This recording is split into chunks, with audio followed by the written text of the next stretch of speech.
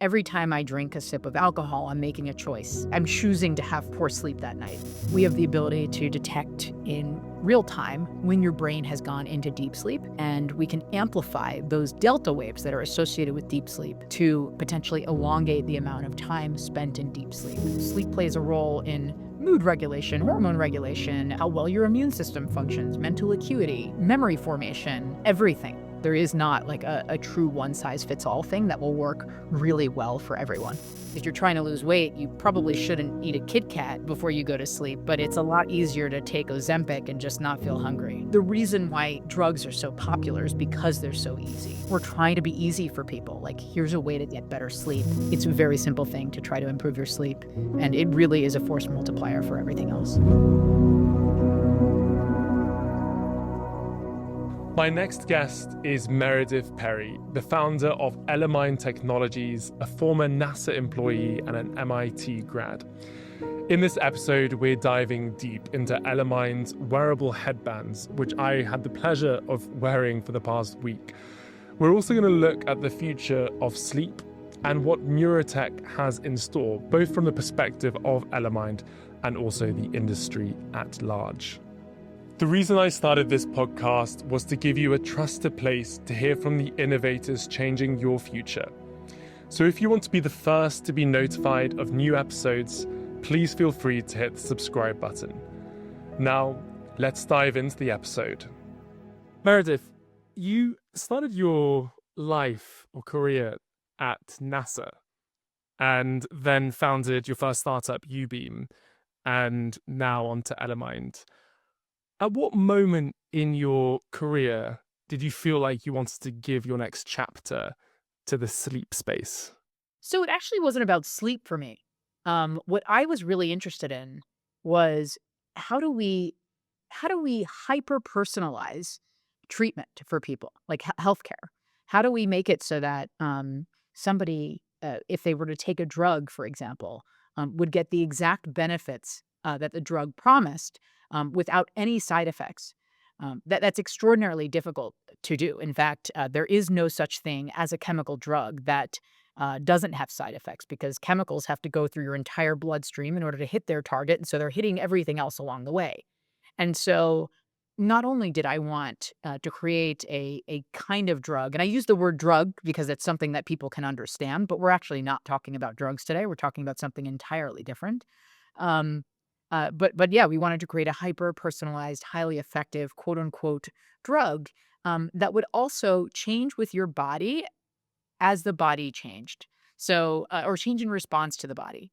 So when a drug stays in your body, when you take a drug, it stays in your body regardless of whether or not it's having an impact until you metabolize or excrete it, as opposed to what we call an electronic drug, which is, there's nothing in your your bloodstream. So all of those things were floating around my brain, um, and I approached my friend, who's now my co-founder, Dr. Ed Boyden, who's one of the lead neuroscience professors at MIT, and started asking him a lot of questions around different kinds of neurostimulation devices, as that could be a possible tool, or the mechanism for creating change in the brain like a chemical does, but without a chemical. And so he welcomed me to MIT. I met who are now our other co-founders, and they had shown with early studies that with an algorithm that he developed with my two other co-founders, that we could use non-invasive neurostimulation to do two things. One, to suppress tremor for people with essential tremor. And then they had done some early studies on sleep. And so we decided to move forward with sleep as our first category, but not as, the defining business. So we don't view ourselves as a sleep company. We view ourselves as a neurotech platform for what we call electronic drugs or electric medicine. And sleep is our first drug, or our first category for which we will provide, an electric medicine for. I love the description of it, but there must have been a key reason why you started with sleep, right? It's probably one of the biggest markets in health that affects. Why is now the right time for Elemind? We'll talk about why sleep. Sleep is one of these forgotten areas of wellness that actually makes an enormous difference in your overall health. Um, uh, if you get good sleep, it can be a force multiplier for every other type of health and wellness and thing that you're trying to improve in your life. On the contrary, if you get poor sleep, it will negatively impact every aspect of your life as well. So, sleep plays a role in mood regulation, hormone regulation, how well your immune system functions, mental acuity, um, memory formation, everything like that. So, if you're trying to lose weight, improve your sleep. If you're trying to get better at a sport, improve your sleep. So it's something that every single uh, human has to do every single night. So everybody needs it. The vast majority of people want to improve their sleep. And it's not just an illness that you're trying to treat, where a lot of medicines, but it's something that can be optimized for you to get even more uh, out of your night. So, and so that was sort of the why from a philosophical standpoint, and from and there's a bunch of macro tailwinds that are helping us in this in this field right now, which is that a lot of people are now discovering, and over the last 10 years, there's been a lot of research in how important sleep is for health. But also, what we can do with our technology very clearly is modulate brainwaves, and we'll talk about what a brainwave is. Um, and sleep is very clearly defined by a change in brainwaves. So it would be something that we could very clearly see objectively as working with our tech. And so it was one of the first things that we tried because we said, okay, if we're able to modulate brainwaves that correspond with sleep, then we should be able to very clearly see somebody fall asleep faster. And that's what happened. You've got this EEG sensor that is you're going to have to explain it for our listeners because whilst I've been wearing it and I understand the kind of basic concepts of theta, delta, alpha, please explain what did you do to me to allow me to sleep better the last week? So maybe we'll take 3 steps back and just give a tiny little neuroscience lesson so that people can understand what this is. The brain is an electrochemical organ. We can measure brain activity, brain electrical activity on the outside of the brain using something called an EEG. So in the same way that you might go to the cardiologist and get an EKG to read your heart, we have an EEG that can read the brain. And different brain states are characterized by different brainwave frequencies. So generally, the more awake that you are, the higher the frequency of your brainwaves, and the sleepier you are, the lower the frequency of your brainwaves. What Elemind does is we read your brainwaves from these EEG sensors, and then we stimulate the brain at very specific points in time relative to the brainwaves associated with being awake. And we can effectively cancel out the brainwave that's associated with wakefulness. And when we do that, we see people fall asleep much faster. If you suppress or disrupt the brainwave associated with wakefulness, we see that people fall asleep faster. So we call it noise cancellation for the brain. Does that make sense? It does. Is there a natural process that is happening when we are, let's say we're winding down, that has to happen? As in, is there a consequence of changing the states through tech rather than it naturally occurring? Sure. So what we're doing here is actually just naturally nudging the brain into a process that it already should be doing to fall asleep. So we're not forcing it in one direction or another. It's like a dimmer switch as opposed to a light switch. It's, your brain already wants to go to sleep and we're trying to accelerate that process.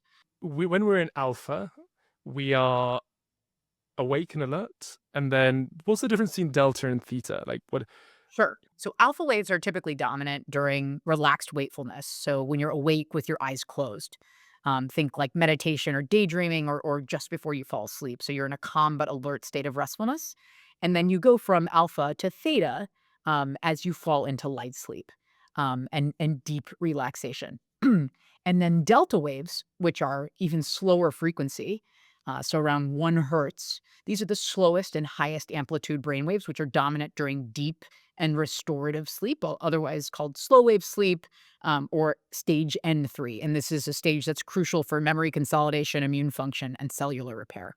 You mentioned before about the macro environment that we're living in. So we have an environment where people are more aware of their sleep, but also the world is just so much more noisy. We have so many more distractions affecting our circadian rhythm and all that. So like why is it right now for Elemind in terms of like the world the world that we live in? Are we just going to get to a point where there's just more and more need for tech like this because of the disruptive nature of our lives? Well, why now for something like this actually has less to do with the world around us. Like the world has been noisy and distracting for a long time. Like ever since the advent of artificial light, um, our sleep circadian rhythm has been completely screwed up. Um, as soon as we see light when it's dark out, like our bodies are confused. So there's always been a lot of pollution. There's even more pollution now as we're sucked into our phones and watching TV until 3 in the morning. But right now we also are at a moment in time when we have tech that we never had, both in terms of the hardware and the software and the firmware, to be able to guide people in the healthiest ways. Um, so right now, um, the key reason for why now is has to do with timing, but it's not timing in the sense of the world. It's actually timing in the sense of the stimulation. So, Julian, when you wore Elemind last night or whenever you wore it, you heard specific sound pulses. You heard, and I'm making it seem like it's regular, but the sound is actually not regular. It's variable, and it responds in real time to your brain. Um, the timing of those pulses is critical. Those pulses are generated in real time in response to your specific brain waves to help guide the brain from wakeful patterns to restful patterns. And if played at the wrong time, you could have either the opposite effect or no effect at all. And that key understanding, plus an algorithm that allows us to compute which time we should send that pulse, and then technology that allows us to send a pulse about 100 times faster than human reaction time is what allows for this whole thing to be possible. So without that algorithm, this technology couldn't exist.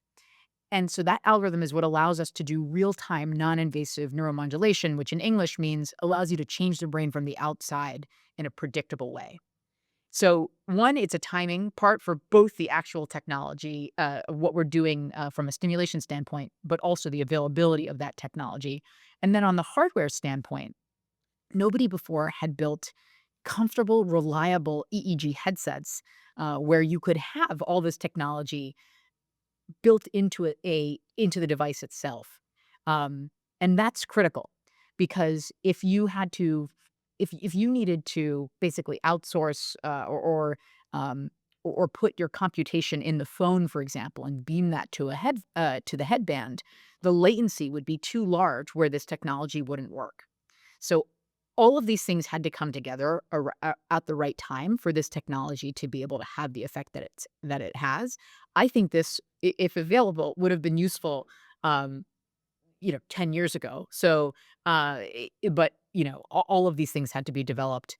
And then now with the advent of AI and machine learning, we can do things like real-time sleep staging to determine what part of sleep you're in while it's on your head, and then do various different things to optimize sleep overnight as well. Wow, that's so exciting, and it really feels that you're just starting to scratch the surface. Because when I think of neurotech, when I think of devices that start interacting with the brain, the first company I think of is Neuralink, right? And a lot of them seem more invasive. So this idea of creating something that's so impactful that is non-invasive as well is exciting. And I know that you mentioned before, sleep is just the harbinger of what's to come for Elemind. You've got essential tremor suppression, pain threshold modulation, memory consolidation. It's really exciting where you can go with this. When you, I just want to enter your kind of crystal ball of where you see this space going. Like, are we going to expect everyone to be wearing headsets when they're playing sports or when they're at home? Like, where are we going with all of this? Yeah, I like to be practical thinking about this, and I don't expect anyone to wear anything like this on their head unless we can make the form factor much smaller. I don't think that people would adopt a form factor like this during the day, unless it provided them with an insane amount of benefit. But people are vain, and so to make something that people would want to wear during the day, you have to make it. Um, uh, it needs to blend in with the person. So that means making, earbud form factors or something that would maybe go underneath the hair or behind the neck or something like that. Right now, the technology is such that you need to be able to touch the head in order to stimulate at the right time. If somebody invents a way to remotely modulate brainwaves without needing to, or read brainwaves without needing to touch the brain, um, and where you can do that in real time, that person will be very rich. But anyway, where do I see this going? Um, if I had a crystal ball, I think what will happen, both with Neurotech, hopefully our device leading this, is that we'll have, at least overnight, a continual monitoring of people's brains. And when you can continually monitor somebody's brain, you start to establish a baseline or a normal. And um, and when you can continually track that, you can see if there's change. And change often means that something has gone awry. And what we can do with that information is one of two things. One, we can alert someone and say, hey, this looks different. And this looks like, five of the five of the various neurological issues that we think it might be. We could do diagnoses. Um, or we can simply say, we can take the Apple route and, we can't diagnose X, Y, and Z, go see a doctor. Or we can actually try to treat that thing in real time. We may know what that thing is. And maybe before somebody has a complaint, before somebody has a symptom, neuromodulation technology can attempt to provide a stimulation that helps somebody get over their seizure or prevent a seizure or um, uh, alert you if you're having a stroke or try to help the brain when it sees that the brain is becoming depressed in a way where it targets and treats that issue immediately as soon as there's differentiation in the brain um, and and tackles that problem head on. And what's so interesting about AI based or AI machine learning based neurostimulation is that we can actually see in real time what's working for you by looking at the brain objectively, and we can keep trying different things as if it's like an AI research scientist until we actually see the results that show that the issue is gone or that you've improved as a person. And this cycle can continue. So the way that I view this, I know this is a lot of words, is the dream for this is to be effectively a secondary autonomic nervous system that's continuously watching over you and fixing things before they become problems for the person. The data that you must be collecting must be incredible. And are you already there with your beta? As in, for example, the data you collected last night from me, will the model already be now improving or understanding me better? We now have thousands and thousands and thousands and thousands of hours of brain data captured from all different types of people all over the world, primarily in North America because that's what we're selling now. Um, but not just brainwave data and sleep data, but uh, brain data that's responding to neural stimulation. So, but what we think is most important, while we can capture trends from big groups of people, what we do find is most important is you, the individual. I want to look at differences between your data sets overnight, and so in the future, hopefully not too far away, we're developing something that we call an AI sleep tailor, which will collect all of your data and from all different sources, including Elemind. And just like that AI research scientist that we just talked about, will modify the stimulation based on the behaviors that you do during a day. So, Julian, if you went for a run yesterday, or if you had a drink with some friends, or if you had a stressful day, we might be able to see that in the data and adjust the stimulation to find which stimulation protocol is most optimal for you on a given day based on both your objective sleep data and your subjective feedback. What is the most interesting thing you have learned so far from looking at this data over the last couple of months since you started the beta? Well, this is actually from before we started the beta, but we learned that people really are quite different, and like the stimulation phase that we stimulate at, so the time of the stimulation, the optimal phase to stimulate at might differ from person to person, but it also might differ um, for the person from day to day. So that variability is fascinating to us because um, if phase is as important as we think it really does mean that the timing and figuring out the right timing for each person every single day is going to be critical to making this work really well for everyone.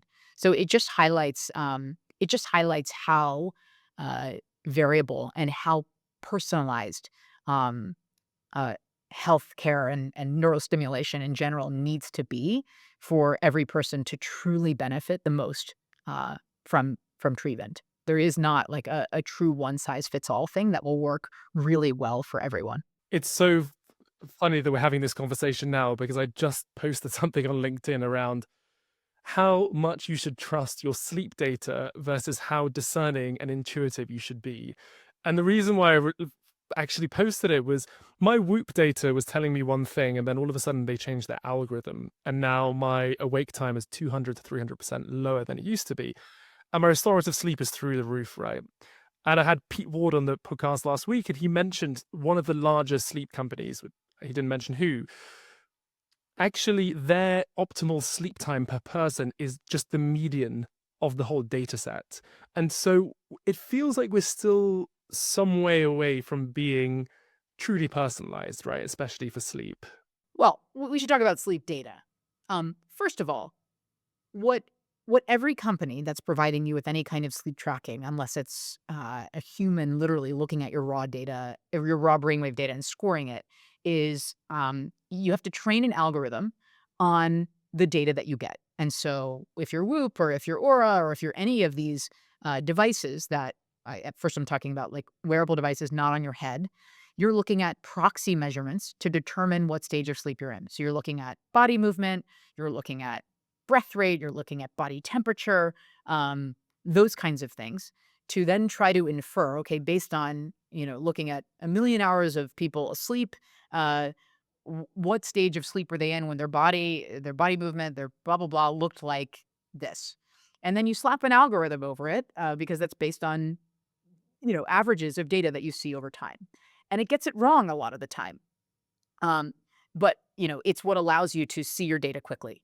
But when people, if if you're getting information and you're relying on that information to make changes in your health and life, it can become dangerous if you think that you have a problem when you don't, or when you might have a problem or you might not, it might not look like you have a problem that you do. Um, this and so why is brainwave data more interesting? If you look at the brain, that data, when measured correctly, and that's important, we'll go back to that. When you have a good signal from the brain, it's the most accurate measurement of sleep because it's a direct measurement of sleep as opposed to a proxy or indirect measurement of sleep. Um, and so, we've had people using Elemind saying, "Hey, I'm so confused. Elemind must be wrong because it's telling me that I have like 2 hours of deep sleep. I've been wearing my other wrist worn or finger worn device for years, and I've never had this much deep sleep. What's going on? Like there must be. I don't trust this." And so we went to the source. We said, "Okay, let's look at your EEG." And the EEG did very clearly show that they had deep sleep that just wasn't being picked up by the other algorithms. Um, and so, this person thought that they had a deep sleep issue for a long time when they actually didn't. And so that was a fascinating discovery that we just came across in the past few weeks. So, we'll see a lot of that. But, it is harder to capture brainwave data consistently with good signal throughout the night than it is to capture something that's on your ring or on your wrist. Um, so the good signal piece is important. Like you need to be wearing it properly and it has to be, um, and you really you can't be adjusting the headband while you're unconscious. So if somebody is a violent sleeper and throwing their headband around, then you're not going to get the same quality data as somebody who's perfectly still. Thanks for tuning in. As we are such a new podcast, every subscribe makes a huge difference. So if you're enjoying, please feel free to hit the subscribe button. Now, let's get back to the episode. It begs the question around sleep, or sorry, not sleep, but health gamification. How we are like, constantly obsessed with better scores and this and that, and often actually what we really want our Whoop or whatever to tell us is the pat on the back and tell us that we're doing well. But so it's how like, it's really how you balance actual health optimization with health gamification to a certain extent. But I think it must be an interesting balance to kind of get right. Well, so if you noticed in your Elemind data, there was no score. And we did that purposefully because every single company makes up their own rules around the score, and they're not very open and transparent about how they come up with their score data. It is intended to gamify the experience. If it gets people sleeping more, great, but there's also something called orthosomnia, where people get so anxious about their scores and their scores start to dictate how they or influence how they feel during the day. If they got a bad score that, maybe they woke up feeling great, they got a bad score, then they think, oh crap, I should be feeling crappy today. You know what I mean? Like, um, it's not really necessary to provide somebody with a score. We just want to give you the data, and you can do with that whatever you want. There's also, when it comes to sleep, there's only so much that the person can do. Like there's not a tremendous amount of actionable insights outside of improving your sleep hygiene and all this other kind of stuff that pre-Elemind you could do. What we're trying to do for people is um, is basically take information from your brain and then improve your sleep for you, as opposed to you needing to do all of the work. We're really trying to meet people where they are, in the same way that people know that if you're trying to lose weight, you probably shouldn't eat a Kit Kat before you go to sleep. But it's a lot easier to take Ozempic and just not feel hungry. Like we're the reason why drugs are so popular is because they're so easy, and we're trying to be easy for people. Like, here's a way to get better sleep, and you don't have to obsess over your data. You can look at your data, and that can validate the improvement that you're feeling. Um, uh, but it's not, we don't think it's a crucial step uh, in your day. Is there a group of people that Elemind's sleep headband is not for? The reason why I ask this question is the idea of you have placebo effect, but also nocebo effect, as in people who say, this is just not going to work. It's not going to work on me. Like, will that actually work for people? If they put the Elemind band on, they tell it, and they have that nocebo.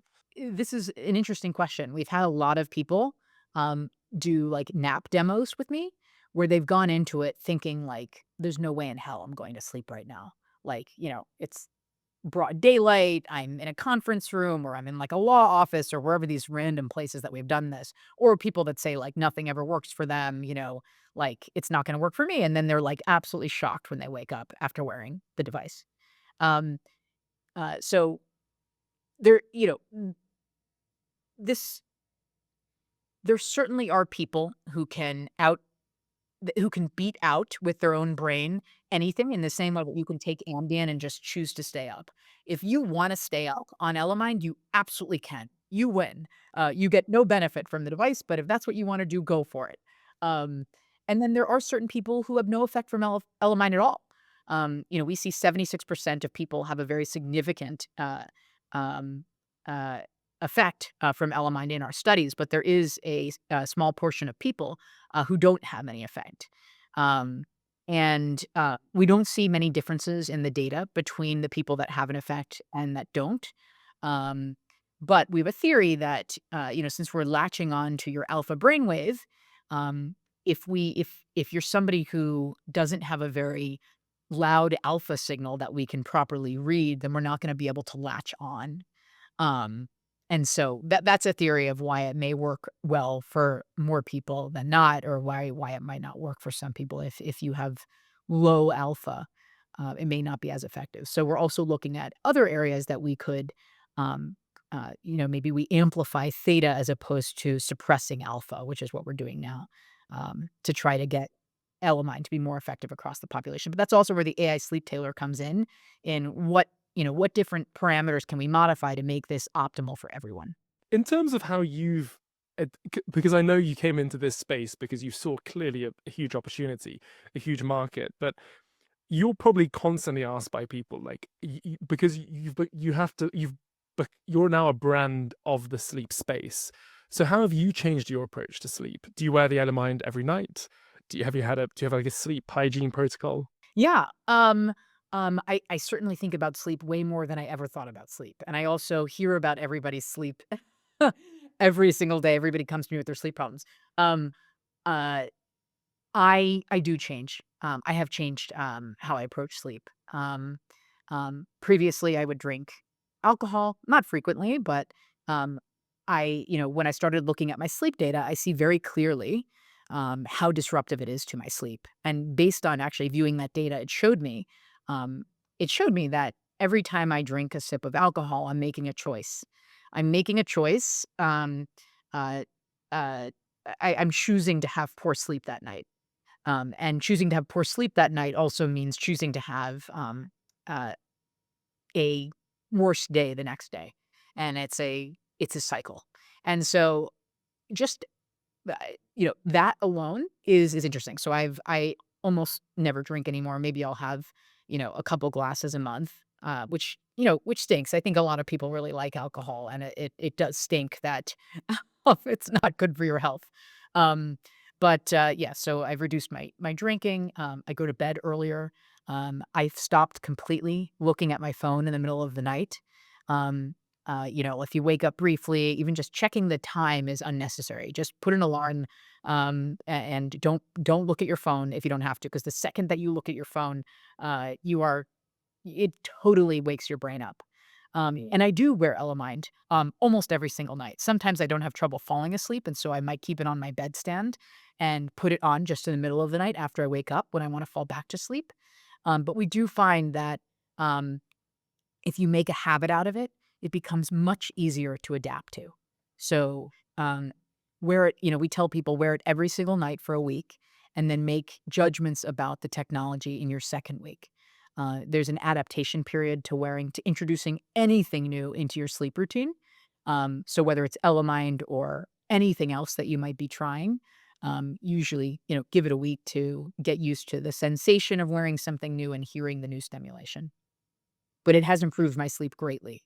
I have a big issue when it comes to looking at my phone. Just it's an addiction. I know it. It's my new vice, right? I used to drink and even younger, I used to smoke, can't believe it. But now it's just doom scrolling, right? And it happens as much as I try and stop it, it still happens.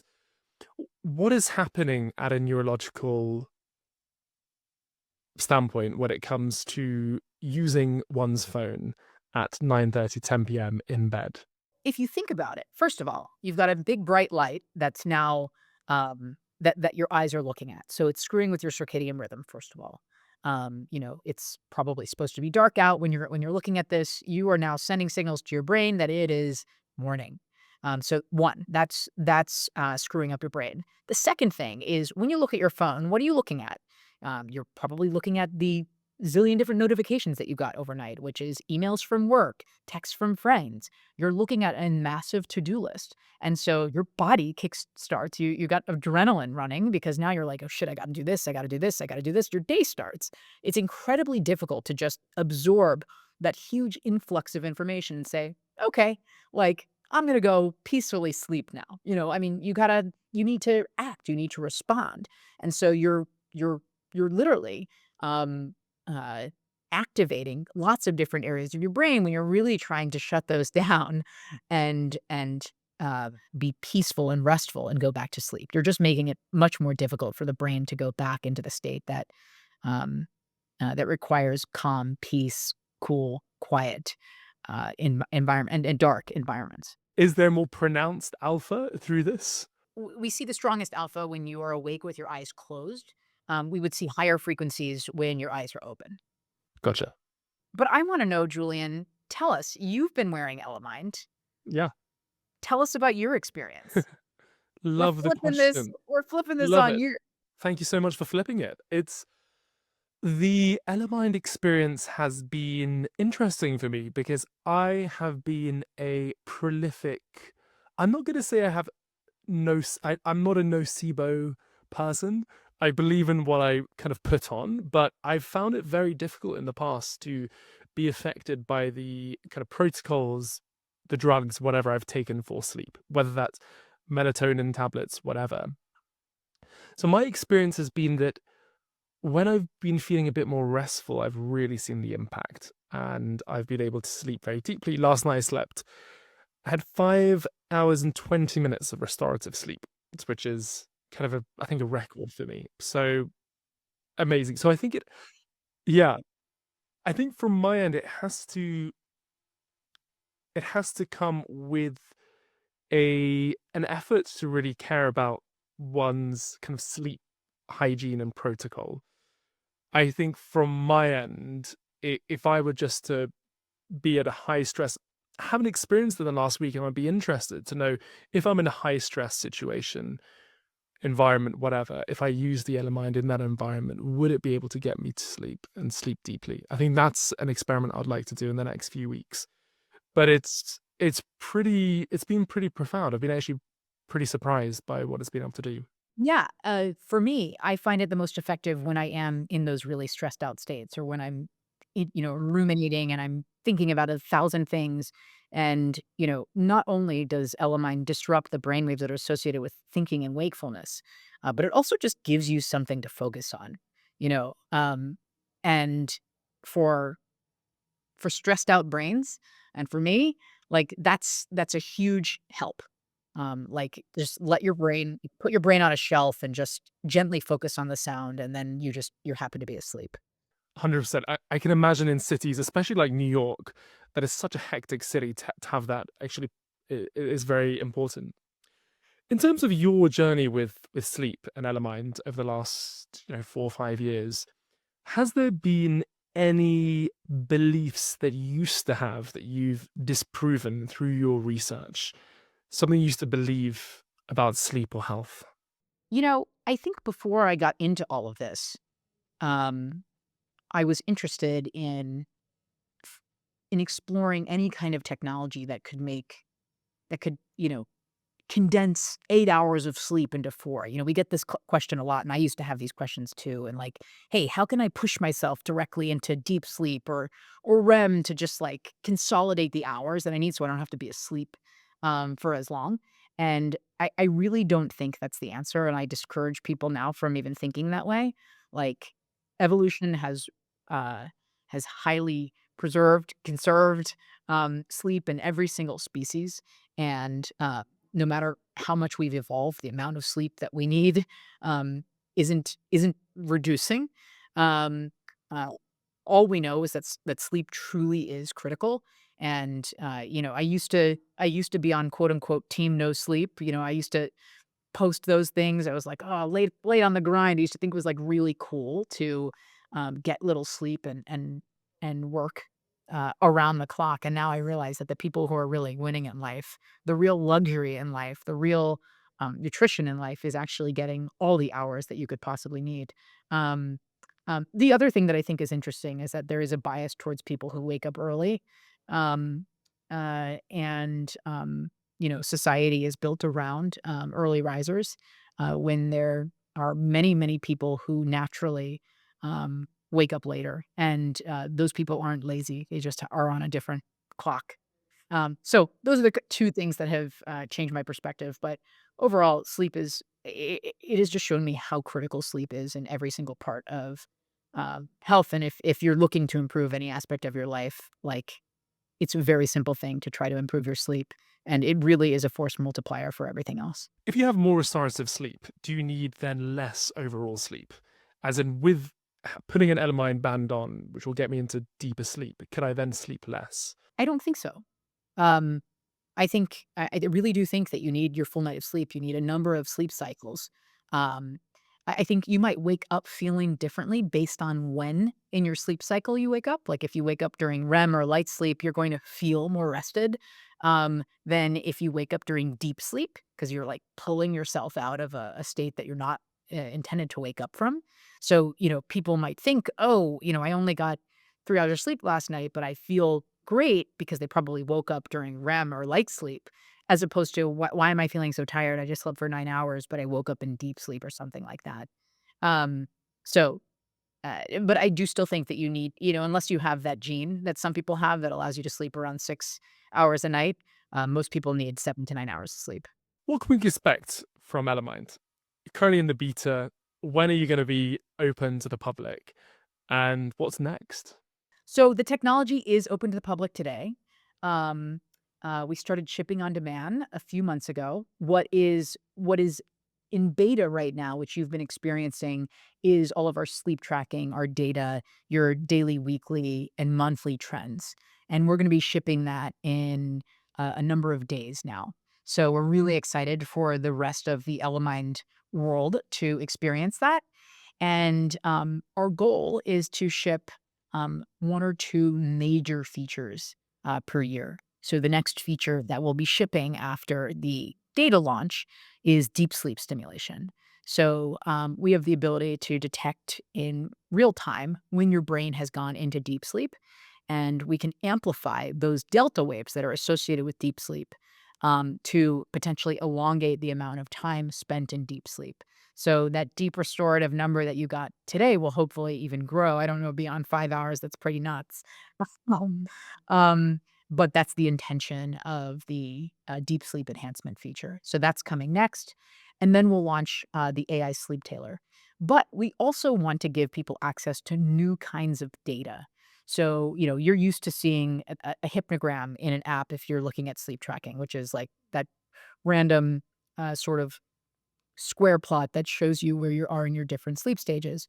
We're going to be releasing your raw EEG data and teaching people how to read what are called spectrograms, which gives you some deep insight into what's actually happening in your brain and will allow you to go beyond the algorithm and see why did the algorithm tell me that I was in this different stage of sleep, or maybe even share that spectrogram with your doctor and say, hey, does my brain look healthy? So that's what's coming in the near term, like in the next 12 months. And we're very excited to have people try this out. And then what's next with the other suite of services? Like, what can we expect to see in, let's say, 2028 from Elemind?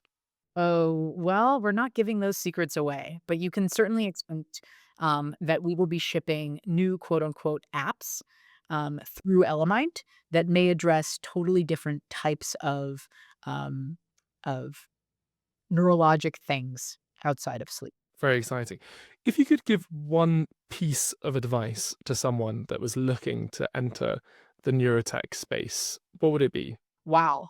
Um, Neurotech is extraordinarily difficult. And in order to get somebody to adopt a new form factor and a new behavior, you need to do two things extraordinarily well. One of them is that your tech actually has to work. You can't make any kind of like generic stimulation device that either just reads, like read only, I think is gone in the future. It's no longer interesting. There's 1,000 different devices that can read. You also have to write, which is what we call neurostimulation. You have to change the brain in some way. You have to improve it. And if you're, and to improve it, you actually really have to improve it for someone. Um, it can't just work marginally. You can't do like a 10% improvement on someone. They have to be able to objectively and subjectively feel the difference of that stimulation. Otherwise, the cost um, uh, of putting or of adopting a new behavior or putting something new on their head is just not going to outweigh the benefit of your device. So that's one. And then two is it doesn't matter how good your technology is if it's not comfortable. If people don't wear it, then your technology is useless. And so you need to get over your ego of wanting to have like the highest resolution device with all these different specs and bells and whistles in it to get people to actually put it on their head. So we went through multiple different iterations of this product that had more electrodes and more sensors, and we simplified it down to what people would actually sleep with, which is uh, a less technologically advanced product, but something that works very well, that people find comfortable. And a lot of neurotech companies have failed because their devices have honestly sucked to wear. By 2030, by like 2035, like 2035, like what are the problem areas that you think will be solved by neurotech when you think of depression, anxiety, insomnia? Do you think it's all possible through non-invasive wearables? I'm not sure is the answer. Um, I think that we will find out in the next 5 years for sure, if it is possible, and uh, we will certainly have a lot of people trying that. I think with AI now equipped and sensors with every single device, we're going to be able to do um, um, large scale uh, research studies on single people to figure out which stimulation or to figure out what works for individuals. Um, I can't tell you definitively without doing those studies what it is that I think that we can or can't do. But I think that any kind of neurostate that is influenced or controlled by brainwaves is something that we could potentially influence or control with our device. And so that could be depression, that could be anxiety, that could be focus, that could be memory and things like that. But without the studies backing that up, everything is just theory. But there's a lot of promise and a lot of potential in these different areas. The longevity professor, David Sinclair, used to take a few days to carry out one test in the labs. Now he does trillions in a few days. And that's the beautiful power of AI. We must be learning so much so quickly about the brain's most complex things in the known universe, right? Have you seen, just in the short span that Elemind has been alive, just the research come leaps and bounds? Like, can we, like, where are we going to be going with this research? Like, what are we going to be finding out? Is there an exponential growth in data and inferences being made? Oh, I absolutely think so. I mean, just in the last night, we've collected thousands of data sets. Um, what that would take if we were trying to do a clinical trial would be like hundreds of thousands of dollars and would take an extraordinary number of people. So the point of this is that our customers are very eager to try new things, and we're going to be able to conduct large scale clinical trials very quickly with people who have their device at home. So, if we wanted to start a clinical trial, and of course, if we had our IRB approval and things like that, we could, and we could have a subset of people of our LMI users just sign up, and overnight we could have 4,000 people enlisted in a trial. We could do a 3-week trial and get that done very rapidly, very inexpensively. And that changes the game for us. That means that we're going to be able to learn so much faster. And even now, just looking at our data, we're going to be able to see trends in different areas with different types of people. How are they responding to different things? We're going to be able to learn a lot about lots of groups of people, um, how they respond to world events, how they respond to various things in the world just by looking at overnight data and crunching that in a few minutes or hours.